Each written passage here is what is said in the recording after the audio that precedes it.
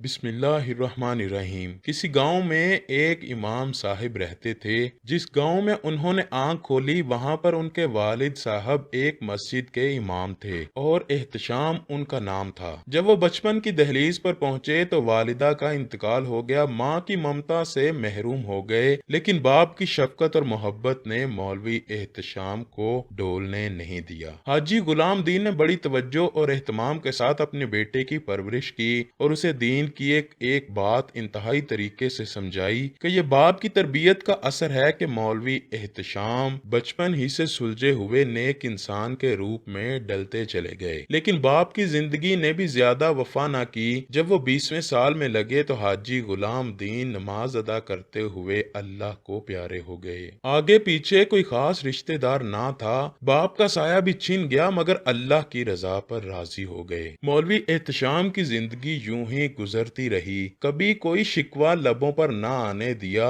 گاؤں کے لوگوں نے ان کو بے آسرا نہ ہونے دیا کیونکہ وہ نیک شخصیت تھے، اچھا اخلاق تھا۔ بس اسی طور پر گاؤں کے زمیندار نے ان کا خوب ساتھ دیا اور انہیں اسی مسجد کا امام بنا دیا جہاں پر ان کے والد صاحب امامت کیا کرتے تھے۔ مولوی احتشام گاؤں کے بچوں کو قرآن پاک بھی پڑھاتے تھے اور بہت ہی کم وقت میں ان کی شرافت اور پاکیزگی دیکھ کر گاؤں کے لوگ مولوی صاحب کی بہت عزت اور قدر کرنے لگے، بلکہ دین کے مسائل پوچھنے دور دور سے مولوی صاحبان اس کے پاس آیا کرتے۔ مولوی صاحب مسجد کے ساتھ بنے ہوئے حجرے میں رہتے تھے اور ابھی تک غیر شادی شدہ تھے۔ آج مولوی صاحب نے ظہر کی نماز ادا کی تو خلاف معمول بڑی تعداد میں لوگ مسجد میں موجود تھے اور مولوی صاحب کو بڑی خوشی ہوئی اور دل ہی دل میں رب کائنات کا شکر ادا کیا کہ کافی تعداد میں لوگ نماز پڑھنے آئے ہیں۔ نماز پڑھنے کے بعد گاؤں کے زمیندار مولوی صاحب کے پاس آ کر کہنے لگے، آج گاؤں میں بہت ہی بڑا مقدمہ ہونے والا ہے اور آپ بھی وہاں پر شریک ہوں گے۔ وہ کہنے لگے، اتنے بڑے مقدمے میں میرا کیا کام؟ دراصل یہ ایک ایسی عورت کا مقدمہ ہے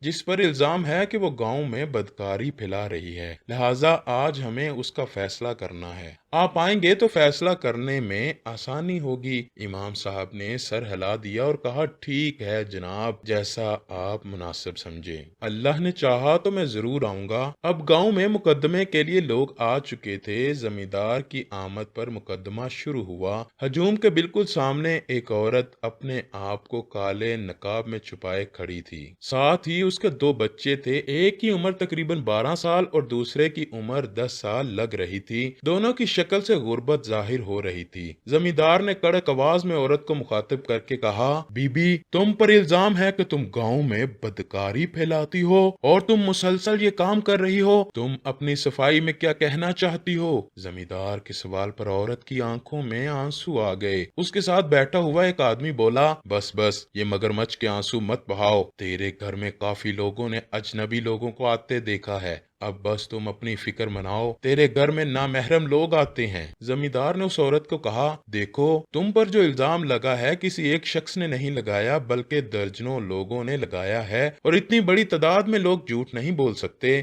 تم اپنی صفائی میں کیا کہنا چاہتی ہو، کھل کر کہو۔ اس عورت نے سر جھکا کر جواب دیا، لوگ ٹھیک کہتے ہیں، میں ایک طوائف ہوں، ہاں میں بدکار ہوں، مجھے مار ڈالیے، میرے بچوں کو بھی مار ڈالیے۔ یہ کہہ کر وہ عورت اپنے بچوں کو گلے لگا کر زاروں قطار رونے لگی۔ بچے بھی ماں کو دیکھ کر رونے لگے۔ دیکھو بی بی، ہمارے ہاتھ میں موت کا فیصلہ نہیں ہے، نہ ہی اختیار ہے، نہ ہی ہم قانون کو ہاتھ میں لیں گے، لیکن تم اپنے منہ سے اپنے اوپر لگے والے الزامات کا اقرار کر رہی ہو، خود ہی کہہ رہی ہو کہ تم ایک بدکار عورت ہو، طوائف زادی ہو، فیصلہ تو ہو گیا اور تمہیں اور تمہارے بچوں کو یہ بھگتنا پڑے گا۔ پھر زمیندار نے ہجوم پر ایک نظر ڈالی اور ایک آدمی کو بلا کر کہا، کیا مولوی صاحب یعنی امام آ چکے ہیں؟ اس آدمی نے کہا، جی جناب۔ مولوی صاحب کو بلایا گیا۔ زمیندار نے کہا، امام صاحب، آپ نے یقینی طور پر ساری باتیں سن لی ہوں گی، آپ کی کیا رائے ہے؟ مولوی صاحب نے کہا، جی ہاں، میں نے ساری باتیں سن لی ہیں، جو الزام اس عورت پر لگے ہیں اور جو خاتون نے جواب دیا ہے وہ بھی۔ پھر کیا رائے ہے؟ وہی سلوک کیا جائے جو انصاف کا تقاضا ہے، ورنہ روز قیامت انصاف نہ کرنے والوں کو دردناک عذاب ہے۔ مگر سزا دینے سے پہلے آپ نے اس خاتون سے پوچھا کہ اس نے یہ پیشہ کیوں اختیار کیا؟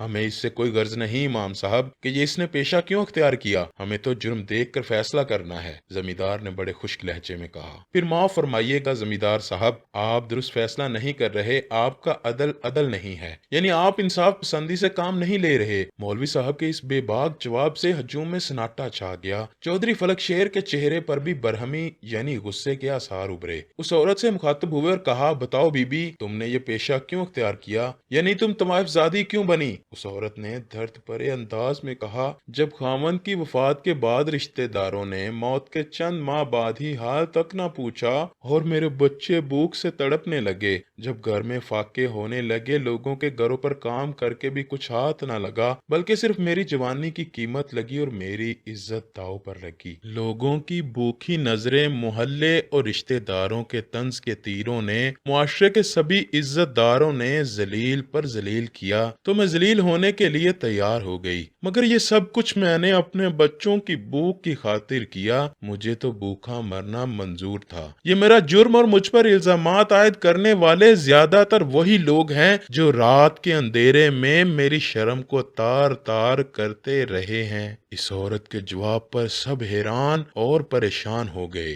اور ہجوم پر خاموشی طاری ہو گئی۔ کافی لوگوں کے سر جھک گئے۔ سن لیا آپ نے خاتون کا اقرار جرم؟ اگر یہ مجرم ہے تو اس سے پہلے آپ سب گاؤں والے مجرم ہیں جنہوں نے اس خاتون کو یہ پیشہ اختیار کرنے پہ مجبور کیا۔ مفلسی اور غربت سے تو ہمارے پیارے نبی کریم صلی اللہ علیہ وآلہ وسلم نے بھی پناہ مانگی ہے۔ تنگ دستی اور غربت سے تو اللہ تعالیٰ معاف فرمائے کفر تک لے جاتی ہے۔ آپ کا ہمسایہ بھوکا رہے اور آپ پیٹ بھر کے کھانا کھا کر سوتے رہیں، ہمارا پورا گاؤں اس جرم میں برابر کا شریک ہے۔ وہ مرد جو اس عورت کو مجبور کرتے رہے، اس نے آخر کار اپنے بچوں کے لیے اپنی عزت داؤ پر لگا دی۔ اگر اس خاتون کو سزا دینی ہے تو سب سے پہلے آپ سب کو اپنے آپ کو سزا دینی ہوگی۔ مولوی صاحب کی بات سن کر زمیندار نے کہا، آپ سچ کہتے ہیں امام صاحب، میں واقعی انصاف نہیں کر پایا۔ آج سے میں اس انصاف کی کرسی کا اہل نہیں ہوں، مگر ذاتی طور پر ایک بات کا ضرور اہل ہوں، یعنی حق بات کہنا چاہتا ہوں۔ اس عورت کے قریب جا کر اس عورت کے سر پر ہاتھ رکھا، آج سے تم میری بیٹی ہو، آج سے تمہیں کوئی رسوا نہیں کرے گا۔ یہ سن کر سب میں خوشی کی لہر دوڑ گئی۔ زمیندار کی بات سن کر وہ خاتون کہنے لگی، چودھری صاحب، میں کسی کی بیٹی بننے کے لائق نہیں، میں داغدار ہو چکی ہوں۔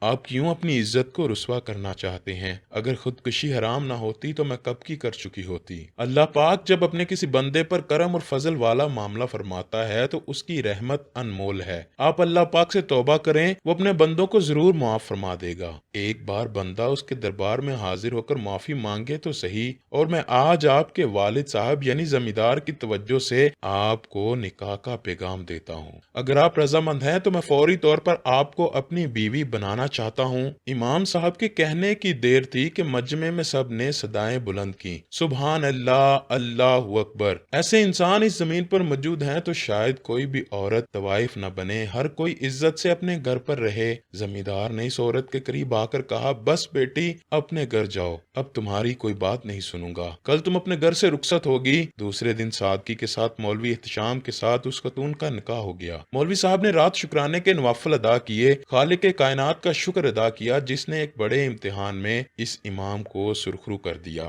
گاؤں کے لوگوں کے دلوں میں امام صاحب کی عزت پہلے سے زیادہ بڑھ گئی اور وہ خاتون جو مولوی صاحب سے منسوب ہوئی شرم و حیا کا پیکر بن گئی۔ گھنٹوں سجدے میں پڑی اللہ پاک کا شکر ادا کرتی جو کہ ایک طوائف تھی، ایک بدکار عورت تھی، لیکن اللہ تعالیٰ نے ایک نیک انسان کے حوالے کر دیا۔ سچ میں انسان کے گناہوں کی طوالت کتنی ہی ہو، یعنی کتنے ہی بڑے گناہ کیوں نہ ہوں، لیکن رب کائنات کی رحمت انسان کی سوچ و خیال سے بھی بڑھ کر ہوتی ہے۔ لیکن انسان ہی انسان کا ساتھ دے تو کوئی بھی رسوا نہ ہو، کوئی بھی شرم و حیا کا دامن اپنے ہاتھ سے نہ جانے دے۔ اللہ پاک سے دعا ہے کہ وہ ہمیں ہر طرح کی برائی سے بچا کر نیک اعمال کرنے کی توفیق عطا فرمائے۔